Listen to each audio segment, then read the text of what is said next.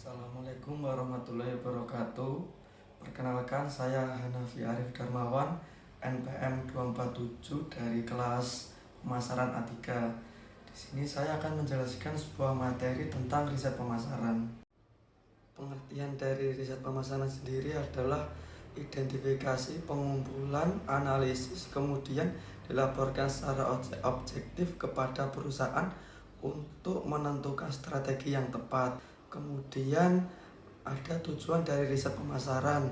Tujuan dari riset pemasaran adalah untuk melihat pasar yang terkait dengan barang atau jasa tertentu untuk memastikan bagaimana konsumen akan menerimanya.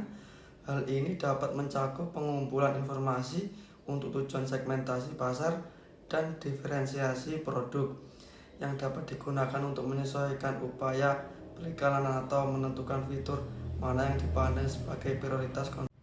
Yang pertama, untuk memahami kebutuhan konsumen. Yang kedua, mengidentifikasi peluang pasar. Yang ketiga, untuk menggambarkan tren yang akan mendatang.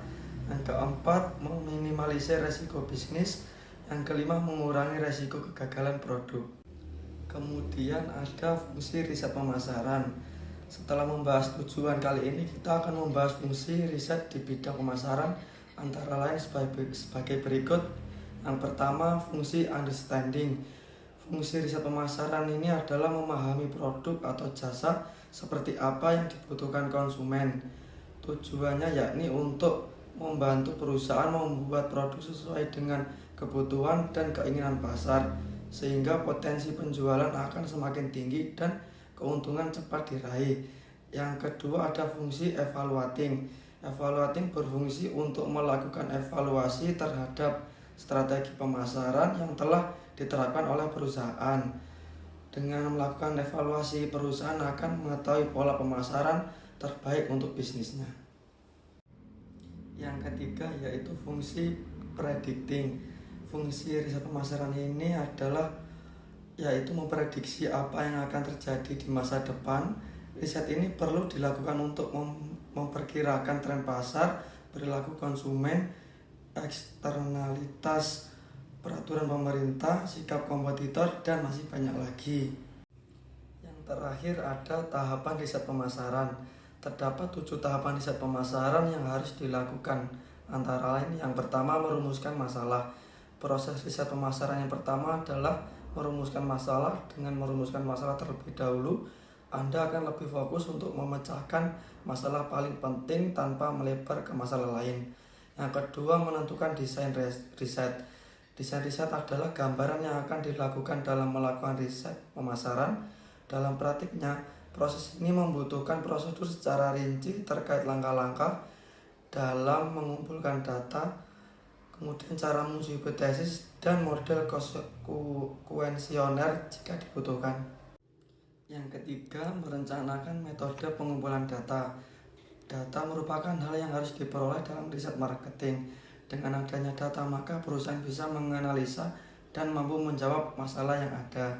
Yang keempat, menetapkan desain pertanyaan, skala, dan alat analisis. Tahapan riset ini adalah menentukan desain pertanyaan, skala ukuran, dan alat analisis yang akan digunakan tim. Desain pertanyaan digunakan membantu mengarahkan riset agar lebih terarah dan terstruktur. Yang kelima, mengambil sampel dan mengumpulkan data. Setelah instrumen penunjang riset siap, langkah berikutnya adalah melakukan pengambilan sampel dan mendapatkan data di lapangan. Yang keenam, menganalisis dan menginterpretasi data. Saat ini Anda sudah masuk tahapan riset tingkat akhir, yaitu proses analisis dan interpretasi data. Setelah hasil risetnya terkumpul, data tersebut akan diolah agar dapat menghasilkan kesimpulan. Yang ketujuh, menyusun laporan riset agar kesimpulan yang dapat dijadikan pedoman dalam menentukan langkah strategi berikutnya. Perlu mendokumentasikan hasil riset tadi, kemudian disusun laporan sebaik dan seringkas mungkin sesuai keperluan perusahaan. Sekian penjelasan materi riset pemasaran dari saya. Bila ada salah kata, mohon maaf. Terima kasih. Wassalamualaikum warahmatullahi wabarakatuh.